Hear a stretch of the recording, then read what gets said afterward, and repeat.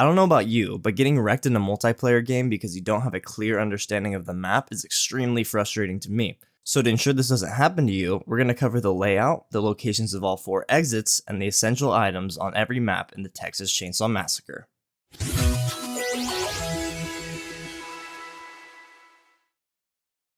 Something that the Texas Chainsaw Massacre game does very well is immerse you into a horrific nightmare and the lives of this deranged family of cannibals. But along with the lived-in rooms and gruesome details on each map, comes the challenge of dark interiors and confusing map layouts. It's no surprise how frustrating this game can be when you're spending way too much time getting lost in the basement or searching every inch of the map for the pressure valve handle.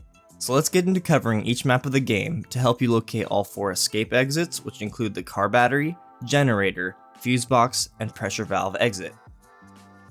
Since it's not just as simple as locating these specific areas, we're also going to talk about the locations of all essential items and their importance to each of their corresponding exits. Let's begin with the family house first. Containing the most amount of open space, the family house map may seem the most simple out of the 3 maps in the game, but it doesn't mean important items are just laying out in plain sight. Since the game doesn't give us a compass, to help us orient ourselves with the map, we will use the front door of the main building as a starting point. We will use a similar method for all 3 maps. The game also displays the name of the area or the room you're currently located in the top right corner of your screen, so be sure to take advantage of this when learning the maps. First on our list is the generator exit. The generator exit is located to the eastern portion of the map. From the front door, it's pretty much a straight shot through the driveway, making it one of the easier exits to locate. In order for a victim to escape, they need to turn off the generator connected to the exit, which is close by. The generator could also be located towards the back of the house near the barn.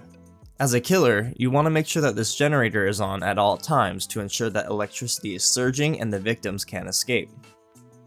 Next up, we have the car battery exit.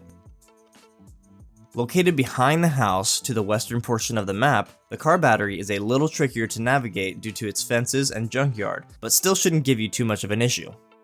When exiting the front door, circle right around the house and head towards the back.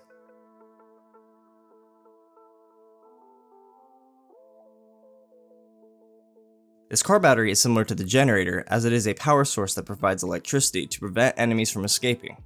Now the exits are going to get a little bit more complex as we transition to the fuse box. The fuse box exit is the only escape option in the basement. The door will be located either in the north tunnel or the northwest tunnel under the house. From the main door, make your way through the living room and head down the stairs into the tunnels. The reason why this exit is more complex compared to the car battery and the generator is due to the fact that not only do you have to locate the fuse box that operates the door, but also the fuses that it will require. The fuse can be located on the wall of either Grandpa's room or the living room. They can be easy to miss due to the darkness of each room, but keep an eye out for the bluish glow that they give off to help you locate them. Once collected, victims will need to take the fuse to the fuse box, which will be located either in the hitchhiker's room, the luggage room, or the upper storage room, which are all conveniently located on the second floor of the house. Once the fuse box is powered up, the victims will have a chance to escape. The last exit to talk about on the family house map is the pressure valve exit. From the door, take a left in the front yard and head straight. Similarly to the fuse box, in order to escape through this exit, victims will need to find the steam valve handle before they start trying to mess with the pump. The steam valve handle can be located either in the bathroom or the luggage room in the house. It may also spawn all the way in the back fields near the barn. Once the handle is collected, victims will need to attach it to the pressure pump that will be located either right next to the exit or on the other side of the map near the driveway that leads to the front of the house. And this is the complete layout of the family house map. It can be a bit confusing at first, but using this guide to help you better understand the layout and the location of the items will help you become a master in no time. Now that we understand each type of escape exit and how they work, we can now put most of our focus on the specific locations of each item and exit for the other 2 maps. So let's move on to the gas station. Unlike the family house, the exterior environment of the gas station is a lot more busy, making it a lot easier to get lost.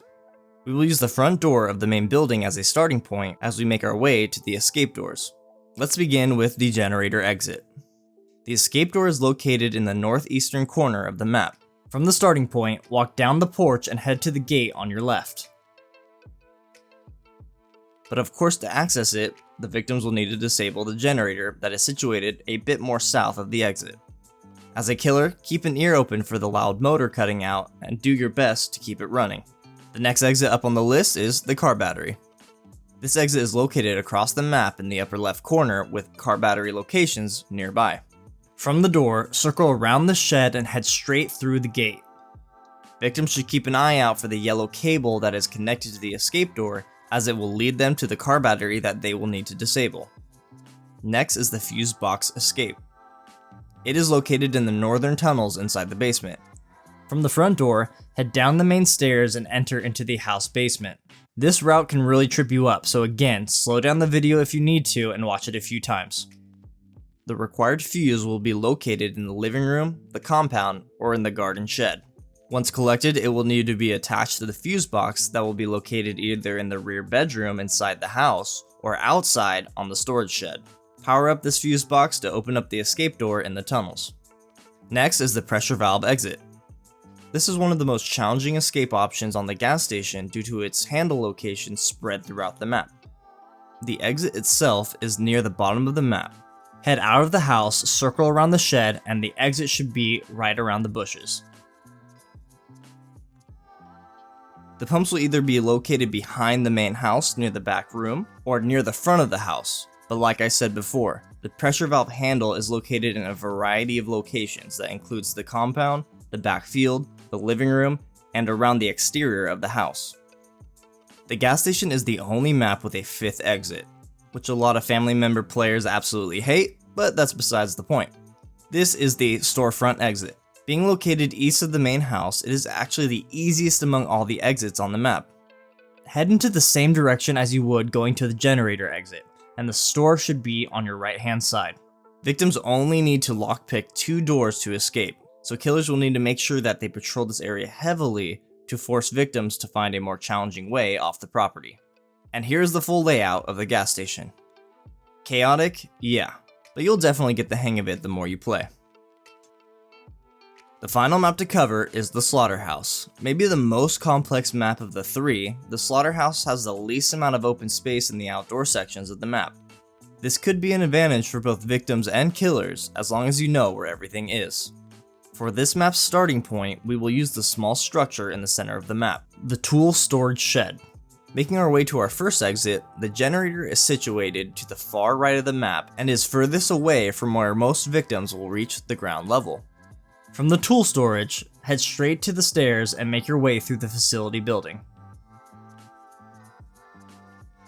The generator itself is fairly close by, which could make it an easy find for those trying to escape. Because of this, the generator exit tends to be a hotspot for activity. Killers should keep this in mind during their patrols. The car battery exit is located near the top left corner of the map in the junkyard. Head out of the back of the tool storage and make your way through the slaughterhouse.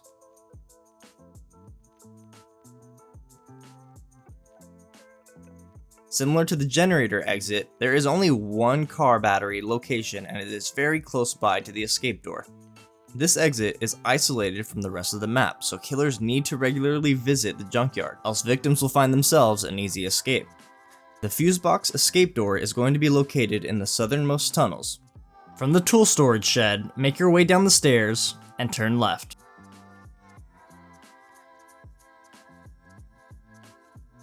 There are plenty of fuse locations on the slaughterhouse map, including the exterior and interior walls of the main building, and on the walls of the meat inspection and cutting rooms to the east. Of course, once collected, victims will need to locate the fuse box, which will be either on the walls of the main building, near the facility back door, or on the wall of the small structure in the center of the map. And finally, we made it to our last escape option in the pressure valve exit. This is the closest exit to the starting point in the center of the map, making it a straight shot for victims and killers alike. Leaving the tool storage, circle left and head straight to the gate. Like the fuses, the valve handle is located throughout the map. There are 2 locations in the front and the south side of the main building, as well as near the windmill and the facility back door. Once found, it will need to be attached to the pump that can be either found in the furnace room or in Leatherface's lair. And this, my friends, is the full layout of the Slaughterhouse map. These tight lanes can be tricky to navigate, but they will become a lot easier with knowledge and time. And there it is, we can no longer blame our embarrassing losses on our lack of map awareness. But for all you family member mains out there, we still have one crucial item and mechanic that we didn't go over in this guide. If you want to find out how to be the most effective killer in the game, click the video on your screen to learn more about this crucial strategy. We appreciate you for sticking around, and thanks for watching.